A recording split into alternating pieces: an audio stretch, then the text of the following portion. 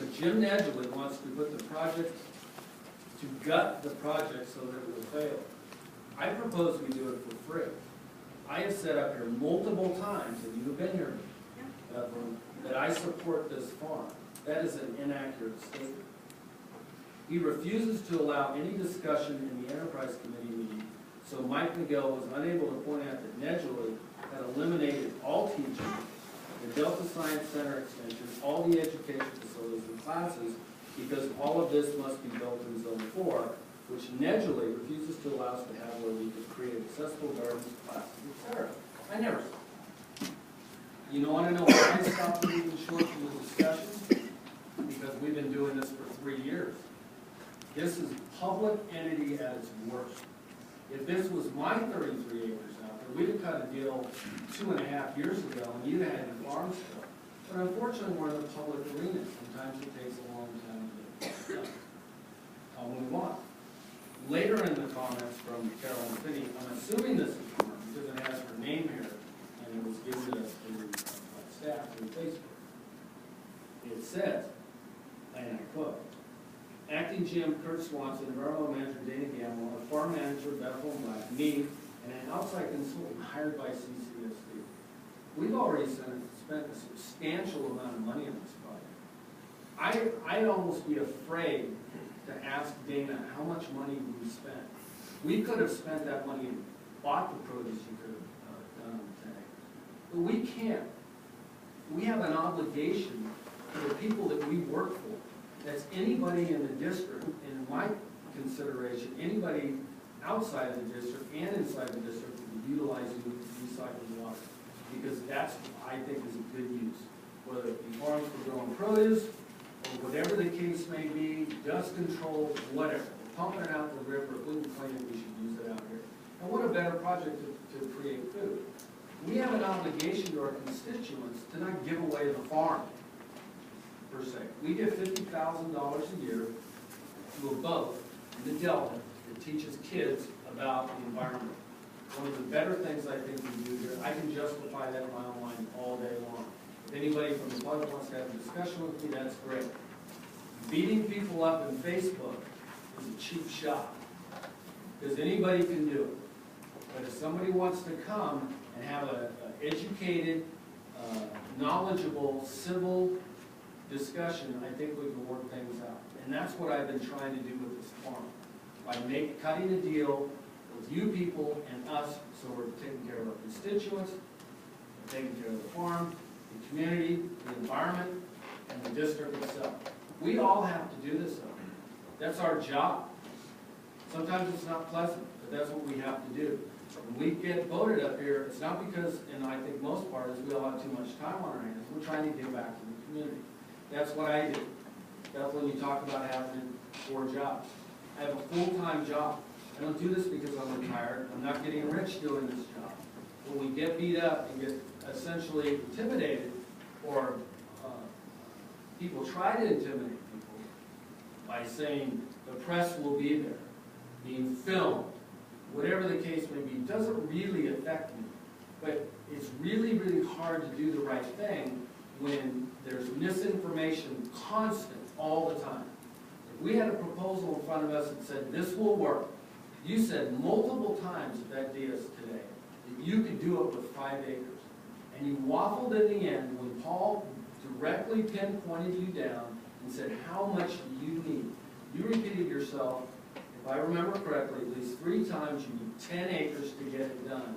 But what you were not informing Paul was that you need 10 acres of farmable property and upwards of 5 to do your education center. So I'm glad that we clarified that, because my understanding of one of these meetings was that 10 could get it done for now. My intentions were that you do the 5 plus the other 5, which gives you a total of 10 to get this project going. We call it a demonstration project. I think it's good for the community. And again, I am the one that said, let's give it to them for nothing to try to get this thing going. I have to be able to explain that to the people that own this district. That's not me. I own a 1/1,000,000th part of it because I live in the district and pay my sewer fees every year. So I'm trying to justify, because I think it's the right thing to do. I have it all justified in my mind, but I can't justify giving you 33 acres out there when we made over $1 million in a couple of years dumping dirt. We have the opportunity to do that right now and make upwards of millions of dollars more out there by dumping dirt, creating construction yards. There's a huge Highway 4 680 interchange project going in 2 to 5 years. The reason I suggested we do a 60-day vacate was thinking that, you know what, they may come in there and take that. They may need that property as part of their interchange. They may need it for construction. They may need it for whatever. 60 days to me was an arbitrary amount of time. We could make that 90. We could make it 120. We could make it 6 months. That's not that big a deal to me. I think the point was that, hey, here's the property. We're going to give it to you for nothing, but we might need it at some point, so you might have to vacate. I think it would be hard-pressed to see the district come out and walk out there and say, Bethlehem, sorry, pack your bags and load your tractor, you're out of here in 60 days. Really? Do people really think that's what we would do? We have obligations to put certain dates and time frames in things. If we could go, if you seem like a reasonable person, if we could just sit down sometime and hammer out a deal with the enterprise committee, it seems as though the board members are at least the majority of them, from what I'm reading, are on board with this process. It says in here,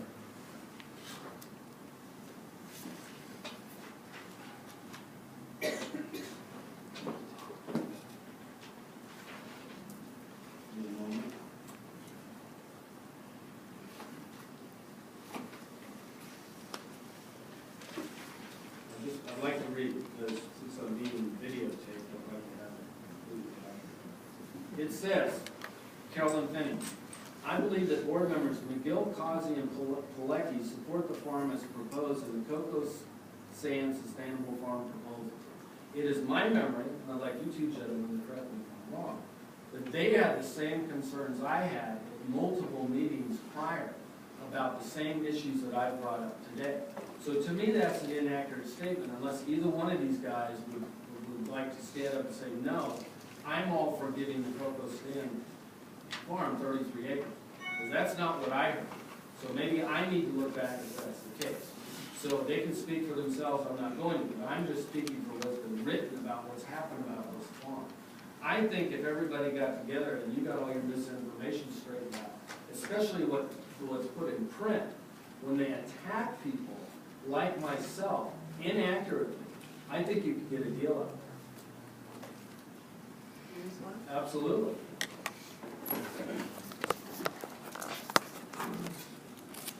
You're making me feel like I need to check Facebook far more often than I check Facebook, because I was really not aware of what had been written. So I want to apologize. You don't need to. You didn't write it. I did not write it. And I think you're absolutely correct. I think that it would be, I would love to be able to sit down with the enterprise committee and hammer out something that meets your needs. Again, I am a director for a special district. I am very aware of making sure that things fit within the mission of your program. And that is your obligation and that's your responsibility, and you need to be doing that. I mean, I would love to wave a magic wand and say, you know, I like to grow things. I like to grow things on land. I love the idea of doing something that I think meets so many environmental. I love this project. I wouldn't have spent this much time working on it if I didn't. I would very much like to work with you to create something that's firm enough that you feel good about it. So that's. Thank you. In closing, I would like to make one more comment. That I grew up in a family whose father was probably one of the biggest environmentalists ever. In fact, a lot more so than I was at the time myself going his way going out. But I know it. I lived it. We had gardens. We had wild animals. It was a farm at my house growing up as a child. I now currently, as I said, is one of the biggest supporters of recycled water. And it beat up for it sometimes. I'm the one that went to a meeting and they had recycled water and was willing to take a drink of it to show John Coleman from East Bay Mud that